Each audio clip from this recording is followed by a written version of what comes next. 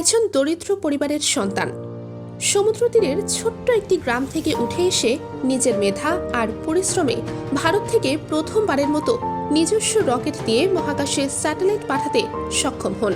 তিনি ছিলেন doctor APJ Abdul Kalam, একজন বিজ্ঞানী, একজন শিক্ষক, একজন স্বপ্নদ্রষ্টা। আজ জানব কিভাবে তিনি নিজের হাতেই ভারতের বিজ্ঞান ও প্রযুক্তির ইতিহাস বদলে দিয়েছিলেন। 1931 সালের 15ই অক্টোবর ভারতের তামিলনাড়ুর রামেশ্বরমে জন্ম নেন আব্দুল পাকির জয়নুল আবেদিন আব্দুল কালাম। তার পরিবার ছিল সাধারণ। বাবা ছিলেন নৌকা মালিক, মা গৃহিণী। ছোটবেলায় কালাম সংবাদপত্র বিক্রি করতেন যাতে নিজের পড়াশোনার খরচ চালাতে পারেন। বিজ্ঞান ও গণিত ছিল তার প্রিয় বিষয়। পরবর্তীতে তিনি মাদ্রাজ ইনস্টিটিউট অফ টেকনোলজি থেকে এরোনটিক্যাল ইঞ্জিনিয়ারিংয়ে ডিগ্রি অর্জন করেন।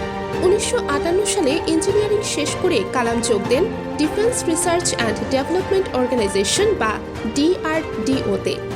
তবে শিগগিরই তিনি চলে যান ইন্ডিয়ান স্পেস রিসার্চ অর্গানাইজেশন বা ISRO-তে, যেখানে তিনি নেতৃত্ব দেন ভারতের প্রথম স্যাটেলাইট SLV-3 উৎক্ষেপণ প্রকল্পে। 1980 সালে তার নেতৃত্বে রোহিণী স্যাটেলাইট RS-1 সফলভাবে পৃথিবীর কক্ষপথে পাঠানো হয়। এই অর্জনের মধ্য দিয়েই ভারত মহাকাশ গবেষণার নতুন যুগে প্রবেশ করে।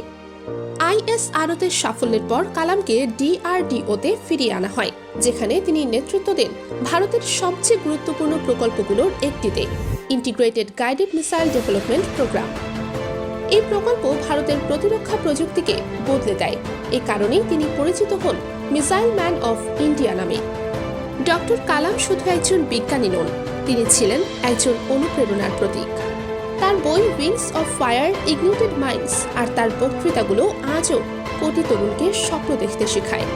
2015 সালের 27 জুলাই বক্তৃতা দিতে গিয়েই মঞ্চে তিনি শেষ নিঃশ্বাস ত্যাগ করেন।